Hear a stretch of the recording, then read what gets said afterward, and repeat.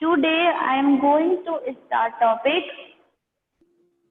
chemical properties of carboxylic acid.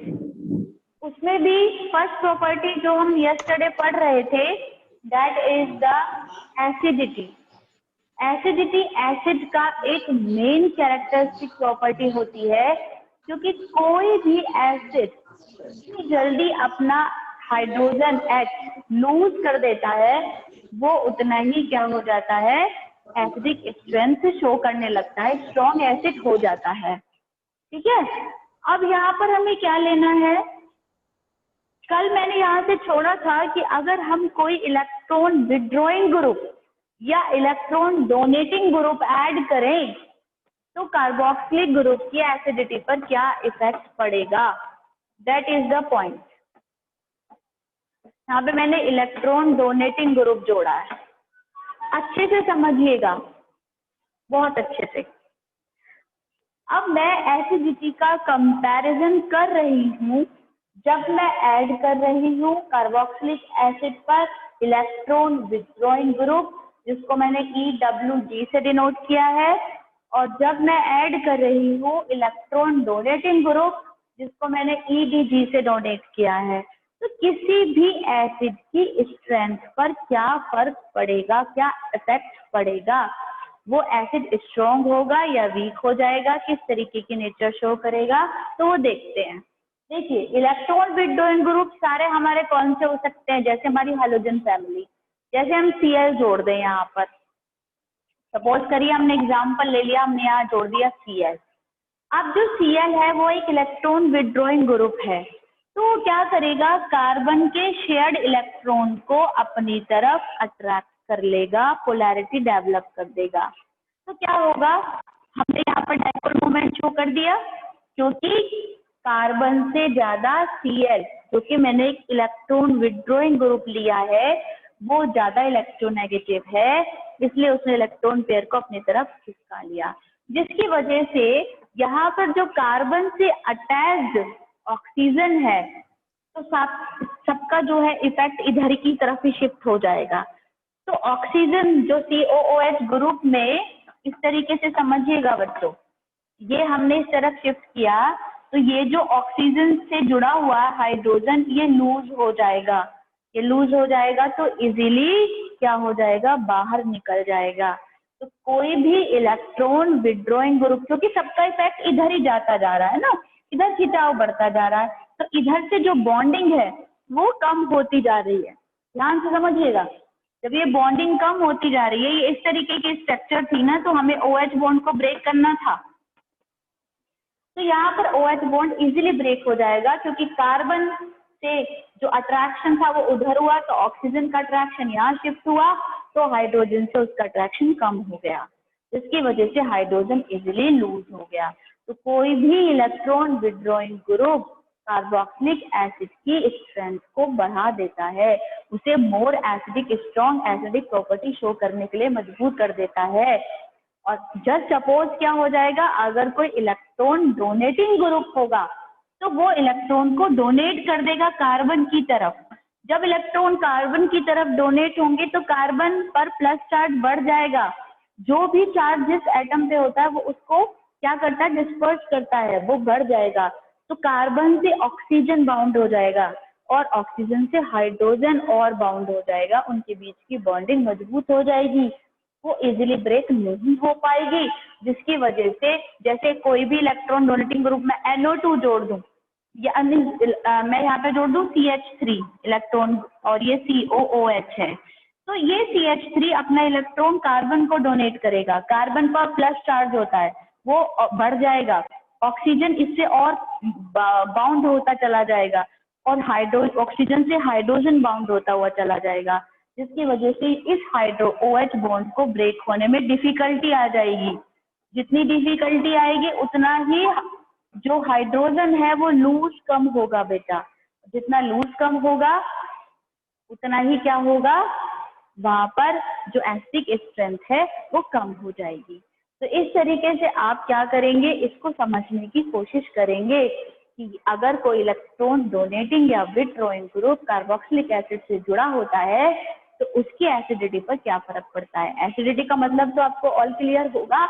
Acidity का मतलब होता है इलेक्ट्रॉन हाइड्रोजन का बहुत जल्दी से रिमूव होना। जो एसिड अपना हाइड्रोजन जल्दी रिमूव कर देता है वो उतना ही स्ट्रॉन्ग एसिड होता है। आपने देखा होगा किसी भी एसिड का हम डिसोसिएशन करते हैं तो HCl एक एसिड है तो वो अपना डिसोसिएशन कंप्लीट कर लेता है और H और Cl में टूट जाता है ना। तो जितनी जल्दी वो अपना H गिव इन करता है उतना ही तो कंप्लीटली दे देता है और डिसोसिएशन भी उसका कंप्लीटली हो जाता है। इसलिए हम कहते हैं कि HCl एक स्ट्रॉन्ग एसिड है। तो इस तरीके से ये आपका फंडा क्लियर होता है आपको यहाँ पर। दूसरी प्रॉपर्टी जो आएगी वो cleavage of the COH bond के थ्रू है। तो नेक्स्ट प्रॉपर्टी जो हमारी चलेगी वो क्लीवेज ऑफ COH बॉन्ड। अब आपको COH बॉन्ड को क्लीवेज करते हुए कार्बोक्सिलिक एसिड की प्रॉपर्टी को शो करना है, जहां पर पहली प्रॉपर्टी है formation of the anhydride group. तो अब मैं क्या करूंगी, कार्बोक्सिलिक एसिड से एनहाइड्राइड ग्रुप आपको बनाना सिखाऊंगी कि कैसे कार्बोक्सिलिक एसिड से एनहाइड्राइड ग्रुप बनता है। तो प्रॉपर्टी नंबर 2 हम यहाँ पर जो है वो लेकर चलेंगे, क्या है, फॉर्मेशन ऑफ एनहाइड्राइड।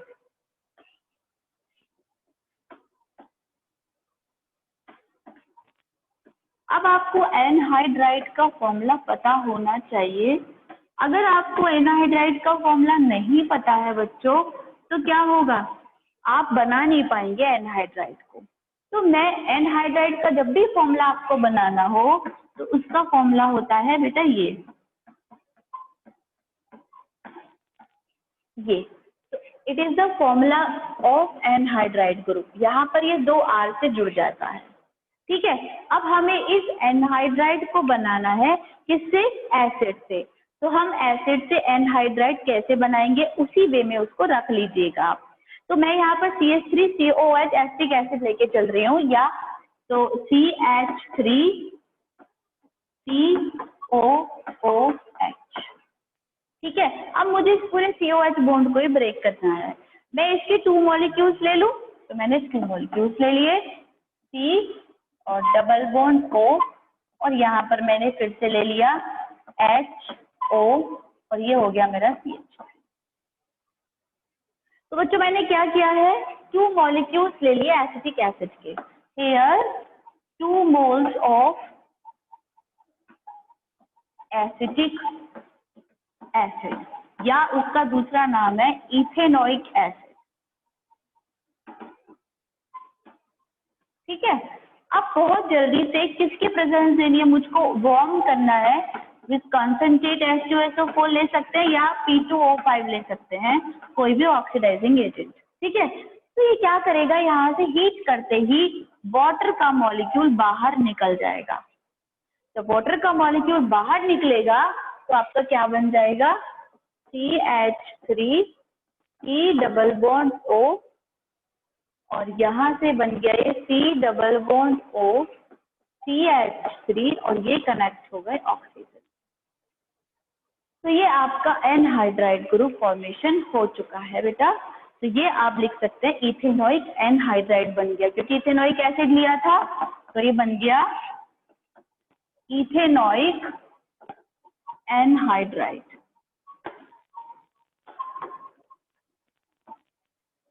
इस तरीके से आप COH बॉन्ड को क्लीवेज करते हुए क्या दिखा सकते हैं, यहाँ पर फॉर्मेशन ऑफ एनहाइड्राइड। सेकेंड, यहाँ पर नेक्स्ट प्रॉपर्टी आती है एस्टेरिफिकेशन। एस्टेरिफिकेशन तो आप इजीली कर सकते हैं, इसमें तो कोई प्रॉब्लम नहीं है। एस्टेरिफिकेशन का मतलब होता है फॉर्मेशन ऑफ द एस्टर, और फॉर्मेशन ऑफ एस्टर कब बनेगा, जब आप एसिड की रिएक्शन अल्कोहल से करा देंगे, जो आप 10th में भी पढ़ के आए हैं। तो हमने एसिड लिया प्लस अल्कोहल ले लिया तो एस्टर बन जाता है with the removal of the water molecule. तो हमारा बन जाएगा RCOOR dash plus H2O with the heating with the H2SO4। तो हमारा एस्टर बन जाता है। तो ये आपको ऑलरेडी पता है एस्टेरिफिकेशन क्या होता है। नेक्स्ट जो प्रॉपर्टी है हमारी वो ये है कि आप क्या कराएंगे, अब reaction of acid with SOCl2 कराएंगे या PCl5 कराएंगे या PCl3 के साथ कराएंगे। तो क्या बनेगा आपका, आपको अच्छे से पता है कि जब भी आप किसी एसिड की रिएक्शन किसके साथ कराएंगे, PCl5 या PCl3 या फिर SOCl2 थायोनिल क्लोराइड के साथ कराएंगे तो आपका क्या बनेगा देखिएगा। तो नेक्स्ट हमारी प्रॉपर्टी है रिएक्शन ऑफ एसिड विद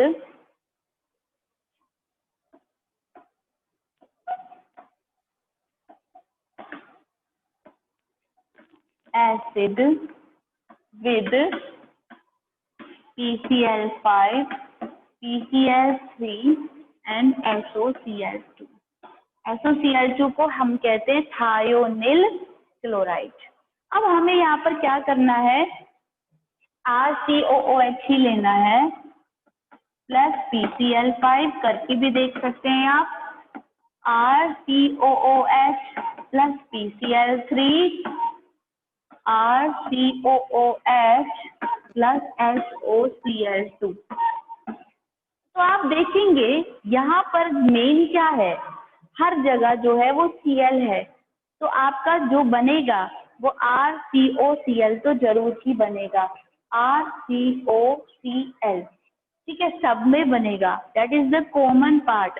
तो आप यहाँ पर क्या लेके चलेंगे, PCl5 के साथ जब भी रिएक्शन कराते हैं तो आपका बन जाता है PCl3 प्लस HCl, तो RCOCl plus PCl3 plus HCl बनता है।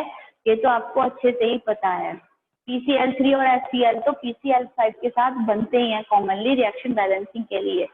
और यहाँ पर आप देखेंगे Cl हमारे 5 पूरे हो चुके हैं, RCO जो है वो हमारा 2 ऑक्सीजन है, तो हमारा यहाँ पर RCOCl PCl3 प्लस HCl हमने बनाया, तो यहाँ पर हमारा एसिटाइल हैलाइड्स बन जाते हैं, एसिटाइल क्लोराइड्स बन रहे हैं ज्यादातर। RCOCl हम बना रहे हैं। यहाँ पर जब हम रिएक्शन करा रहे हैं एसिड की PCl5 के साथ, तो आपको पता है कि Cl फॉर्मेट होगा, तो यहाँ पर हमारे एसिटाइल हैलाइड्स बनेंगे जिनका फॉर्मूला ही COCl होता है, RCOCl या प्रीवेलेंसी COCl। तो यहाँ पर एक ऑक्सीजन आपको अंडरस्टूड है, वो रखनी नहीं है, ऐसा नहीं बनाना है। यहाँ पर हम क्या करते हैं, जब भी PCl3 के साथ रिएक्शन होती है तो 3 आपको बैलेंसिंग में लेना पड़ता है, तो CrCOCl बनता है और H3PO3 बन जाता है। ये आपने हेलो एल्केन्स में भी पढ़ी है बेटा रिएक्शन, ठीक से याद करो तो आपको पता चल जाएगा कि आपने ये रिएक्शन चैप्टर नंबर 10 में भी पढ़ी है हेलो एल्केन्स में। और अगर हम COCl2 से कराते हैं थायोनिल क्लोराइड से, जब आपने अल्कोहल से रिएक्शन कराई थी वहां पर याद करिए, चैप्टर 10 में अपने अल्कोहल से क्या बनाए थे, हेलो एल्केन्स बनाए थे, तो आपने ROH से रिएक्शन कराई थी, जिसमें ये वाला जो मेथड था वो सबसे वेरी गुड मेथड था, क्योंकि बाकी सब यहाँ पर गैस बनती है ना, SO2 और HCl। तो RCOCl plus SO2 plus HCl बन जाता है बेटा, और क्योंकि ये दोनों गैस हैं तो इवापोरेट हो जाती हैं और आपको फाइनल प्रोडक्ट केवल एसिटाइल हैलाइड ही मिलता है जो आप बनाना चाह रहे हैं। तो ये थोड़ी सी जो रिएक्शन है वो चैप्टर 10 से थोड़ा सा बिलोंग करती है, एक बार उसको आप रिव्यू पे जाएंगे चैप्टर 10 के तो आपको क्लियर हो जाएगा। नेक्स्ट है हमारा रिएक्शन विद अमोनिया, बहुत इंपॉर्टेंट है, रिएक्शन विद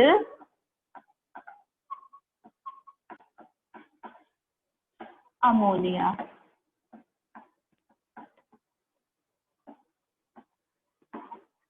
अब आपको यहाँ पर एरोमेटिक की भी रिएक्शन करानी है और एलिफेटिक की भी करानी है एसिड की। तो अमोनिया से रिएक्शन करेंगे तो क्या होगा, सॉल्ट बनेगा और सॉल्ट बनके एमाइड ग्रुप फॉर्म हो जाएगा।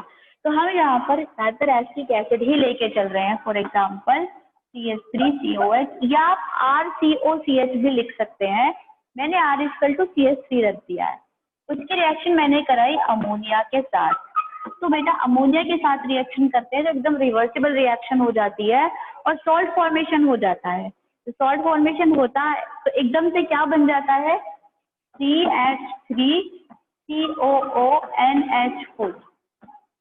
अब N की वैलेंसी ज्यादा हो जाती है तो प्लस चार्ज क्रिएट हो जाता है। अब हम इसको हीट कर देंगे और हीट करते ही वाटर का एक मॉलिक्यूल आउट हो जाएगा। तो वाटर का मॉलिक्यूल बाहर निकलेगा तो अमाइड ग्रुप में ये हमारा तुरंत ही ट्रांसफॉर्म हो जाएगा। यहाँ से वाटर का मॉलिक्यूल निकल जाएगा तो ये बन जाएगा CH3CONH2। देखिए एक आपने रीअरेंजमेंट रिएक्शन पढ़ी होगी ना, तो रीअरेंजमेंट रिएक्शन में कुछ मॉलिक्यूल अपने आप को ही कन्वर्ट कर लेता है। तो यहाँ पर जो ये अमोनियम बना है इसने ही वाटर का मॉलिक्यूल बाहर निकल के अमाइड ग्रुप में चेंज कर दिया। अगर आपको याद हो तो आपने उसका पढ़ा होगा कि जो वोलर ने बनाया था, वोलर ने सबसे पहले जो सिंथेसाइज्ड यूरिया फॉर्मेशन किया था वो अमोनियम साइनेट से ही किया था और अमोनियम साइनेट से सीधा अमोनियम यूरिया बन गया था, NH2CONH2। तो उस टाइप के रिएक्शन को रीअरेंजमेंट रिएक्शन कहते हैं। तो यहाँ पर इस सॉल्ट ने तुरंत रीअरेंजमेंट कर दिया और वाटर का मॉलिक्यूल गर्म करने पर बाहर निकल गया और सीधा अमाइड चेंज हो गया। अगर मैं बेंजोइक एसिड की टर्म में से लूं, ये दोनों तरीके की रिएक्शंस में होती है बेटा। ये हमारा एलिफेटिक में भी होती है और एरोमेटिक में भी होती है। अगर मैंने यहाँ पे ले लिया बेंजोइक एसिड तो सेम टाइप ऑफ रिएक्शन यहाँ पर होगी। एरोमेटिक में भी और एलिफेटिक में भी बहुत टाइप में रिएक्शन चलती है, तो ध्यान से समझेंगे इसको। तो हमारा ये क्या बन जाएगा, same type of the pattern यहाँ पे हमारा जाएगा और फिर हमारा सेम वही गर्म करेंगे और वाटर के मॉलिक्यूल को बाहर निकाल देंगे तो बेंजामाइड बन जाएगा।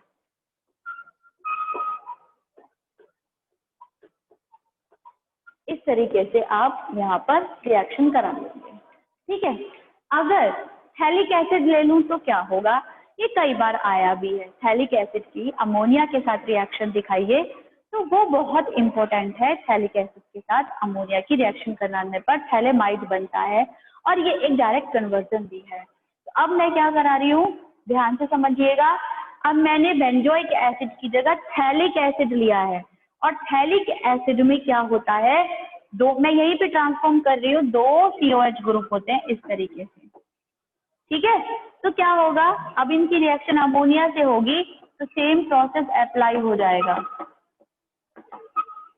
ठीक है। अब यहाँ पर 2 वाटर के मॉलिक्यूल्स बाहर निकल जाएंगे और यहाँ पर हम 2 वाटर के मॉलिक्यूल्स बाहर निकाल के 2 CONH2 ग्रुप बना देंगे, ठीक है। यहाँ तक तो क्लियर हो गया है आपको। अब एक अमोनिया का मॉलिक्यूल और बाहर निकाल दीजिए इसमें से, माइनस अमोनिया को और हीट करके बाहर निकाल दीजिए। तो ये आपका क्या बन जाएगा, लास्ट जो प्रोडक्ट होगा वो होगा phthalimide. C double bond O, C double bond O और यहाँ से NH3 पूरा गया तो ये हो गया NH। इसको हम कहते हैं थैलामाइड और ये बहुत इंपॉर्टेंट कन्वर्जन है जो आप लोगों को अच्छे से सीखना पड़ेगा। तो मैंने इसे यहीं पे किया है खत्म। आई थिंक आप लोगों के समझ में आ रहा होगा, ये क्लियर है, बताइए। Yes ma'am. थैलिक पहले मैंने बेंजोइक एसिड से बेंजामाइड बनाया था, अब की बार मैंने थैलिक एसिड से थैलामाइड बनाया है। तो आई थिंक आपके क्लियर हो गया होगा क्योंकि मैकेनिज्म बिल्कुल सिमिलर है। चाहे एलिफेटिक ले लो, चाहे एरोमेटिक ले लो, चाहे इसमें 1 COH ग्रुप ले लो, चाहे 2 COH ग्रुप ले लो, तो अमोनिया के साथ रिएक्शन बहुत इजीली हो जाती है। नेक्स्ट जो है हमारी प्रॉपर्टी वो है रिएक्शन जो है COH ग्रुप की, जो 2 मेन रिएक्शंस हैं जो COOH ग्रुप की शो करता है। एक तो है रिडक्शन, आपको अच्छे से पता है कि अगर हम COOH ग्रुप का रिडक्शन कर देते हैं तो अल्कोहल में चेंज हो जाता है। ये तो आप अल्कोहल में भी इसमें भी पढ़ चुके हैं, इसमें पिछले वाले चैप्टर में भी। तो आई थिंक ये तो आपको पता होगा। तो अब जो प्रॉपर्टी हम सीन आउट करने वाले हैं वो स्पेशली COOH ग्रुप की वजह से है और वो भी है प्रॉपर्टी नंबर नेक्स्ट, रिडक्शन। किसकी वजह से हो रही है, COOH ग्रुप की वजह से ये प्रॉपर्टी हमारी हमें सीन आउट हो रही हैं। तो यहाँ पर जब हम रिडक्शन कराते हैं विद द रिड्यूसिंग एजेंट, तो हमारा अल्कोहल हमें डायरेक्ट मिल जाता है। तो हमने क्या कराया, RCOOH का रिडक्शन कराया विद AlIAlH को, lithium aluminium hydride which is the reducing agent, और फिर हम यहाँ पे हाइड्रोलाइसिस करा सकते हैं। तो हमें क्या मिल जाएगा, सीधा RCH2OH, RCH2OH। तो आप देखेंगे कि कितने हाइड्रोजन हमने ऐड किए हैं, दो हाइड्रोजन यहाँ ऐड हो गए, एक ऑक्सीजन हमने बाहर ले लिया जो निकला है, तो हमारा जो है H2O, तो इससे जो है 4H यहाँ पर हमें गिवन आउट हुए हैं, दो जुड़ गए हैं और दो इस वाली ऑक्सीजन के साथ वाटर मॉलिक्यूल बनाकर बाहर हो चुके हैं। नेक्स्ट जो COOH ग्रुप की वजह से प्रॉपर्टी है, दैट इज द डीकार्बोक्सिलेशन। तो एक और दो प्रॉपर्टी COOH ग्रुप की वजह से आपकी NCERT में है, तो ये हमारा डीकार्बोक्सिलेशन। डीकार्बोक्सिलेशन आप 11th में पढ़कर आए हैं बेटा। डीकार्बोक्सिलेशन जो होता है वो किसी भी रिएक्शन में कार्बन की एटम्स को घटाने में, डिक्रीज करने में यूज होती है, ठीक है ना। तो उसको हम डीकार्बोक्सिलेशन कहते हैं। अगर किसी रिएक्शन में नंबर ऑफ कार्बन एटम आपको डिक्रीज करने हैं तो आप वहां पर डीकार्बोक्सिलेशन कर सकते हैं, जिसमें आपको एसिड का कोई सॉल्ट लेना पड़ता है। तो मैंने यहाँ पर सोडियम का कोई एसिडिक सॉल्ट लिया है और उसको मैंने NaOH एंड CaO के साथ रिएक्ट कराया है।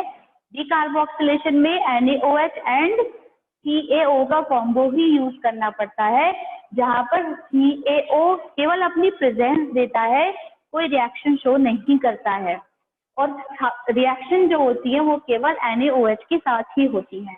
इसको हीट कर देंगे बेटा, तो यहाँ पर हमारा बन जाएगा RH प्लस, यहाँ पर हमारे दो कार्बन थे, एक R वाला और एक C वाला, अब केवल एक ही बचा है और Na2CO3 बाहर निकल गया। तो डीकार्बोक्सिलेशन रिएक्शन जो होती है वो किसी भी रिएक्शन में कार्बन एटम्स को डिक्रीज करने में काम आती है, जैसे बूस्ट रिएक्शन कार्बन एटम को इंक्रीज करने के काम में आती है। नेक्स्ट है, अब हम हाइड्रोकार्बन पार्ट की वजह से रिएक्शन देखेंगे कि हाइड्रोकार्बन पार्ट अगर हम ले रहे हैं किसी भी एलिफेटिक में तो उससे क्या रिएक्शंस होती हैं। पहली है हेलोजिनेशन, जिसमें एक नेम रिएक्शन आती है हेल वोल्हार्ड जेलोन्स की रिएक्शन। ये आपकी एक नेम रिएक्शन है जो आपने पढ़ी हुई भी होगी। तो नेक्स्ट जो हमारी प्रॉपर्टी है वो है हमारी एक नेम रिएक्शन, जो उसको हम हेलोजिनेशन के नाम से जानते हैं, और ये हमारी हेल वोल्हार्ड जेलोन्स की रिएक्शन। इसमें हम क्या करते हैं, RCH2COOH कोई प्रोपेनोइक एसिड लेके चलते हैं बेटा, मतलब जो हमारा फंक्शनल ग्रुप है उसके आगे अल्फा हाइड्रोजन प्रेजेंट होना चाहिए। तो हमेशा ध्यान रखिए कि कार्बन से आगे जितना भी हमारा एडजेसेंट कार्बन है उस पर एक H हमारा होना चाहिए जरूर। तो मैंने यहाँ पर इसलिए प्रोपेनोइक एसिड लेने की कोशिश की है, ठीक है। अब यहाँ पर क्या होगा, आप चाहें तो यहाँ पर इतना पोर्शन भी ले सकते हैं, यानी कि आप एसिटिक एसिड भी ले सकते हैं, नो प्रॉब्लम एट ऑल। आप इसकी रिएक्शन किससे कराएंगे, X2 से, लेकिन एक नेम रिएक्शन है तो जैवलॉन्स्की के थ्रू ये ऐसे ही दी गई है हमें, तो हमें ऐसे ही याद करनी पड़ेगी। तो X2 की रिएक्शन लेंगे तो HX यहाँ से बाहर निकल जाएगा और क्या जुड़ जाएगा, RCHXCOOH।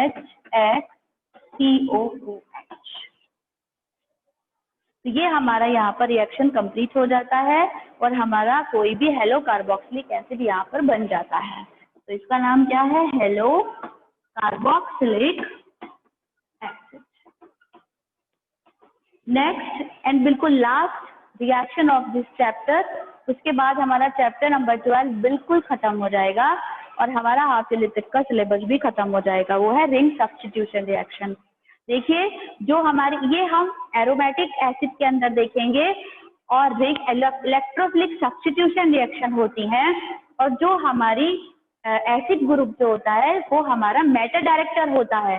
तो इनकमिंग ग्रुप को ये मेटा पे भेजेगा, चाहे हैलोजन को भेजे चाहे नाइट्रो ग्रुप को भेजे, जाएंगे सारे कहाँ पर, मेटा पर। तो नेक्स्ट हमारी जो प्रॉपर्टी है वो है हमारी क्या, इलेक्ट्रोफिलिक सब्स्टिट्यूशन रिएक्शन, जिसमें हम लेके चलेंगे इलेक्ट्रोफिलिक सब्स्टिट्यूशन रिएक्शन होगा तो केवल एरोमेटिक की प्रॉपर्टी है ये, और ये हमने ले लिया बेंजोइक एसिड। अगर हम बेंजोइक एसिड पे नाइट्रेशन कराना चाहते हैं in the presence of the concentrate H2SO4, तो इनकमिंग जो ग्रुप है वो मेटा पर ही जाएगा, क्योंकि इलेक्ट्रोफिलिक सब्स्टिट्यूशन में जो हमारा एसिड है वो मेटा डायरेक्टर है। तो यहाँ पर जो इलेक्ट्रोफिलिक सब्स्टिट्यूशन होगा वो नंबर 3 पर हो जाएगा, पोजीशन नंबर 3 पर, और NO2 यहाँ अटैच हो जाएगा। अगर हम यहाँ कोई हेलोजिनेशन कराना चाहते हैं तो हेलोजन भी कोई आकर कहाँ जुड़ जाएगा, मेटा पर ही जुड़ जाएगा। इस तरीके से सारी इलेक्ट्रोफिलिक यहाँ पे सब्स्टिट्यूशन रिएक्शन खत्म हो जाती है और आपका चैप्टर भी आज फिनिश हो जाता है। Chapter number 12 is finish today. Okay.